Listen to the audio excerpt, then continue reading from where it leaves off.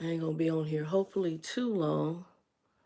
I'll probably do an update if nobody come on. I'm gonna give it about 5 minutes, and then I'm gonna talk about Ozempic number 5.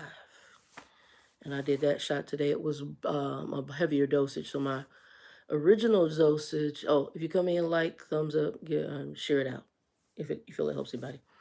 So the original dosage I had was 0.25 is what they started me out. And so he told me to up it to 0.5. So I did the 0.5 injection today, the first one. So this would be week 5.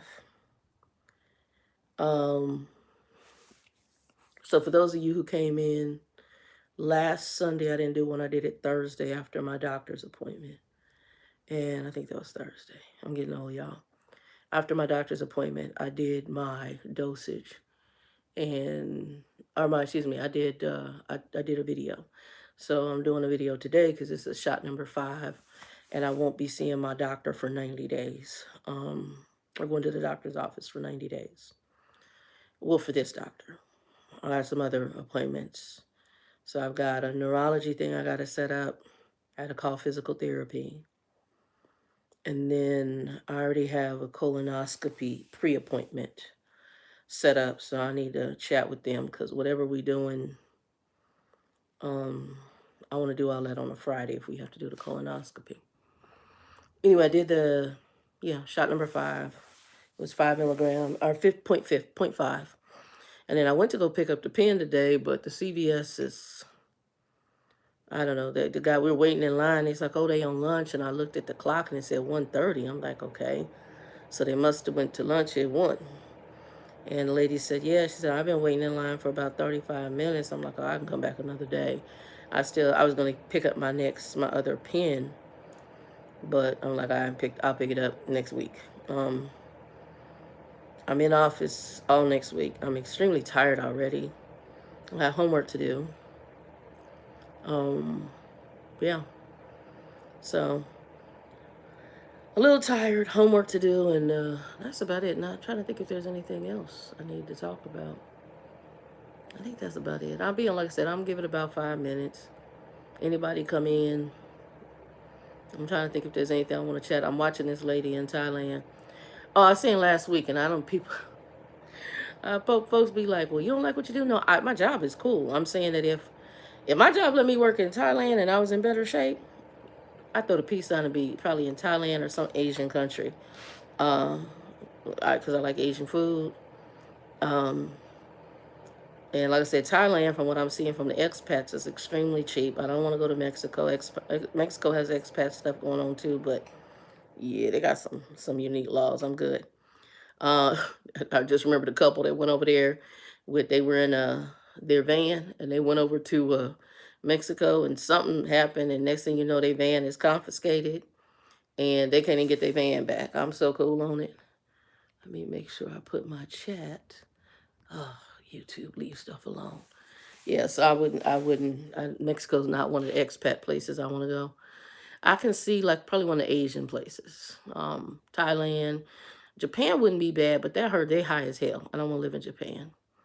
Um, the Thailand, from what I'm watching, it looks more affordable, and they look like they basically, what I'm liking that I see about them, they basically, um, they seem very welcoming to any, but culturally, they seem open to most cultures.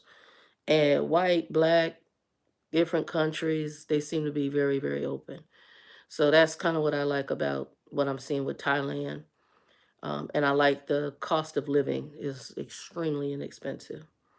I got one friend of mine, I guess she's going to be moving from Arizona. She bought a home in Illinois in the country area.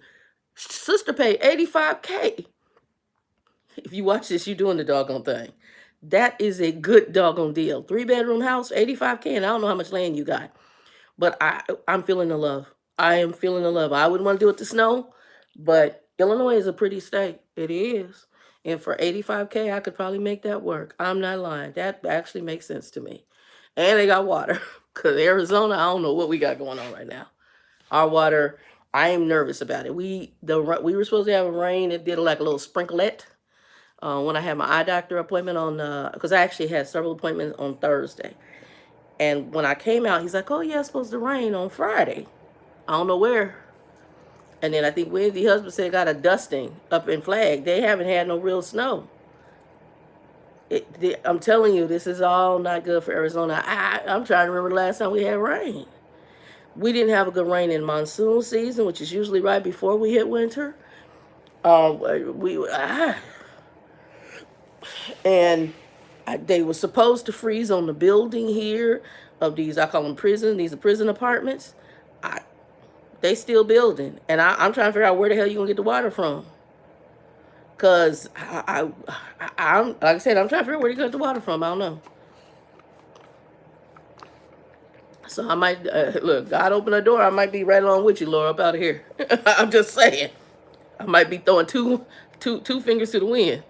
Because Arizona ain't going to have no water. And right now, with things going on politically for black folks, man, any minority, well, I'm talking to my black people. Because some of y'all recognized it. But some of the other minorities, they wasn't catching it. Well, that's because sometimes I think we got folks that think they better than other folks. And that's a very dangerous thing, even within your own culture. And I've been guilty, I think, in our own cultures where we feel I'm not as ghetto as so-and-so. But in reality, when they look at it, they're not trying to ask our intellect, our conversation, none of this. They are basically looking at whether we're hood or not.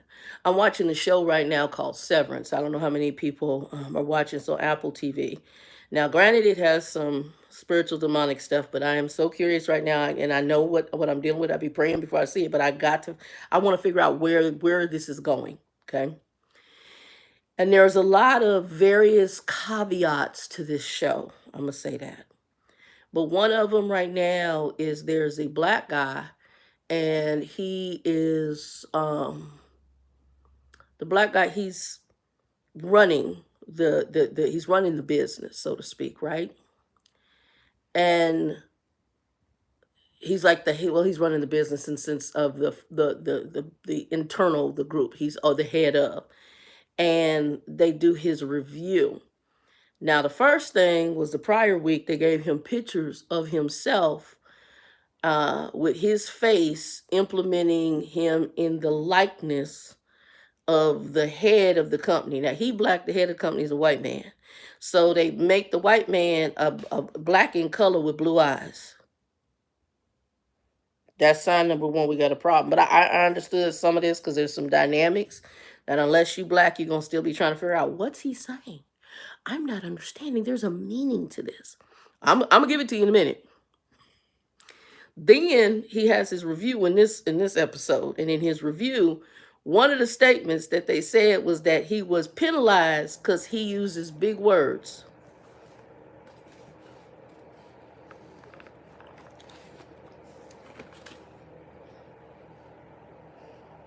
Y'all ready? I laugh at craziness. It's just my nature. When I see something that's just butthole-ish, I have to laugh because I'm like, ooh, Jesus. It's crazy as hell. So for those of you who may not understand, and even some of my younger black people, because there were some younger black people that did a review and they're totally clueless. They generation 8.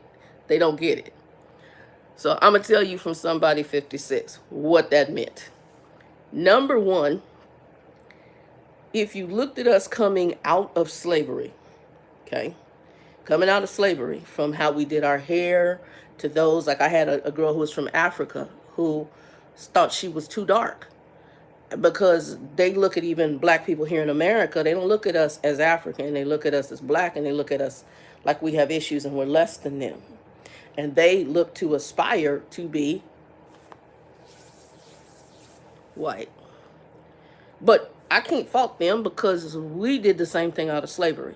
So out of slavery, these people who enslaved us, in order to be free, in order to have maybe what they have, or to be on their level, we wanted our hair to be like their hair. But we wanted to, and the lighter skinned blacks were more accepted.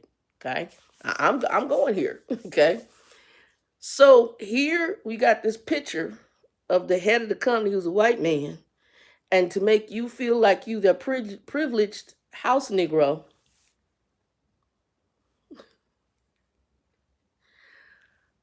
I'm going to be kind enough to make you look like me. And that's an appreciation of you, is a picture to make you look like me. But I'm going to make it chocolate. Yeah, number one. Because you want to be me.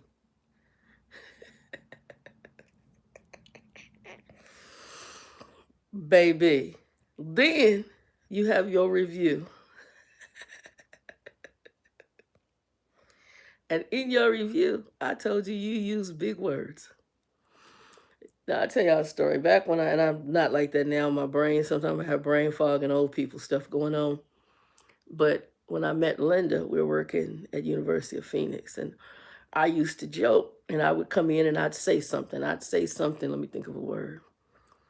Child, I'm discombobulated. I would say something like that, right? Or some other big word. And so there was a Latino guy named Oscar. He was a sweetheart. And Oscar was from kind of hood Cali. He was cool though. Funny, cool, hot mess. Oscar be like, yo, Shannon, what's that mean? What's that? She used another word, y'all, today. A different word. And it was just how I spoke. I'm probably not like that now, but it was just how I spoke. Not astrological, astronomical. That's another one, astronomical. I have to think, y'all. Sometimes it's word salads in old age or brain fog. What's that mean, Shannon? So we ended up doing something called Word of the Day. And they would look up different words when I come in, because I was like I came in late. I'm not a morning person, even back then. And I would come in, they'd look up different words. They were so funny. And so they would look up different words. So let me give you some hindsight into my young days. So writing is not my forte. I hate writing. I absolutely hate it. And it's probably because I never got props on it. And not that I can't write to say what I'm going to say, but I'm not one of them people. I don't like punctuation. Punctuation and me, we aren't friends. I have to really concentrate if I'm writing to punctuate. Like, yeah, I know. Figure it out. Just sit and start. I'm saying everything. Y'all figure it out. You'll get the meaning. I get the point of punctuation. I'm just not a punctuation fan. I'm just saying. So, lo and behold, I'm I gotta laugh. Lo and behold, I'm sitting up there, and when I'm in high school, my English teacher basically said, "White man, if you wrote the way you spoke, you'd be an A student." I didn't, because I'm not just say what I want to say. The two didn't meet for me. They didn't. The cars didn't drive in the same lane for me. Now I could talk. I could say what I want to say. Well, in my younger days. Now I got word salads, and I'm old. So later, when I had some counseling in high school because of all the family craziness, and I went to I was at Tempe High School, and because of all the abuse in the household, after the whole beating and extra stuff, and having to go stay with my grandfather because my mother was crazy, I went to some counseling, and the counselor met me, and that white man was like this. And I kept wondering, why is this man looking at me so strange? So my last counseling session with him, he said, "You are really articulate." And I didn't, because I was young. I didn't fully understand until I got older and understood discrimination a little bit better. And understood things about being Black, because I grew up in a mixed bag. I grew up in predominantly Black schools and white schools, and was somewhat sheltered, because sometimes abusive situations want to shelter you to keep you away from telling folks you're abused in the household, or to tell folks what's going on in your household. So they want to keep you very isolated. It's a control manipulation, especially for those in abusive situations. It also keeps you from folks finding out that you in a household with craziness. Anywho, back to it. So Lo and behold, he said that. And I was like, okay. Then later in my life, throughout my corporate career, when I would talk, everybody would sit in amazement. Like, I'm get to the big words. Now I'm gonna get off of here. So when I saw this review on Severance, I sat here and laughed. And when I saw this young black, the two black kids trying to review it, and they gave a good little breakdown of the show. But it's sad you black and you don't understand what's being done between the picture, and you use big words, comments. I'm, I'm a, I'm gonna take this to a black place that I normally try to stay from this word. It basically means nigga stay in your place, and you wish you was me. Here, this is what it looks like to be me, and you should not be using big words. See, there's a point they didn't want us to learn to read and write, and then you can be articulate. Oh my God, that's shocking. Like, I don't expect your people to talk like that. In the show, they said you use big words, and he was penalized in his position for using big words, meaning you're intelligent and you not really being the ninja we want you to be. You using big words, boy, and we don't think you should be able to. So we want you to speak like we want you to speak.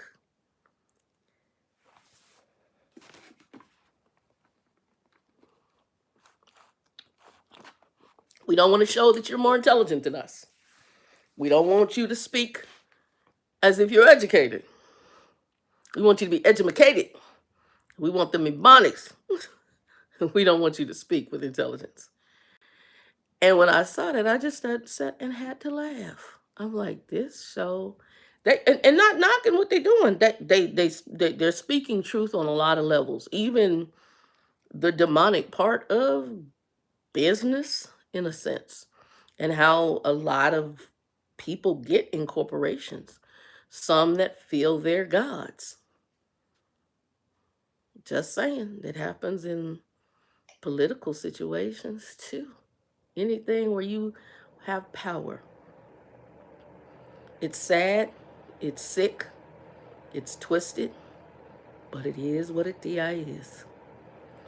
Anyway, y'all, that's all I gotta say. I ain't gonna be on here, as I said, long. Got homework to do. I will be on here probably next Sunday. Because I do the shots on Sunday, so I think Sunday's going to be the day to do these, and I'll probably be on here between 4:30 and 5. I may start making a schedule. I'm having my niece come in and help me get this organized, because that's part of my being, I got stuff I need to get over to Goodwill, and I need to get out this house, and I need some help doing it. Mobility, my mobility. So I am still using my rollator. I'm switching. I use between a rollator and a cane. That's really my reality. I use a rollator and I use a cane. I usually have the cane by my bed, getting back and forth to the bathroom, getting down the hallway. And the hallway, the plus about the hallway is I can hold the wall and use that. We are going to do physical therapy for the leg. There was nothing broken, but we're getting ready to do the MRI or whatever it is to look and see if there's any soft tissue issues. So getting ready to do all that too. Anyway, that's pretty much it. So, and then I also told y'all once that's the other thing, I want to get the house in order, because I am probably going to get me a dog. I'm looking at a Cocker Spaniel again. That's just my breed of choice. I will go to the Humane Society. I'm also watching, my friend Laura actually had sent me something. Our local jail here in Arizona, they have a group of women, I guess that's part of their jail time, that they work with rescue animals. So they rescue animals and then they work with them to try to, I guess, get them ready to, for you to adopt. So I'm watching their site. I'm doing that, but I know the breed is a Cocker Spaniel. So there is a woman I found here in Arizona, and it's just north of here, near, was it Winslow? No, it's near Flagstaff, snowflake area. So we'll make a day, and I'll probably go get Vicky because Vicky's a dog person, and we'll do a day trip up there and go get the puppy. If I gotta see, because the money, I gotta pray on the money, because it was a little chunk of change. It's not the 1,200; it's half of that. But and I don't know. She's like, well, I think she said 600, and then what did she say? And something extra for something else. I'm like, no, you should just be able to do 600. What the heck? You know, I don't pay for dogs, y'all. That's why I'm praying that maybe we go to Humane Society one day and they have a Cocker Spaniel. And me and a Cocker Spaniel get along. And I might want a Min Pin. I'm not sure. I like Min Pins too, but I prefer Cocker Spaniels. The only reason I like Min Pin is because Vicky has them. But little dogs, they have to go to the bathroom a lot. Big dog or medium dogs, we can work a schedule together. Anyway, talk to you guys later. 2 and 2. Peace.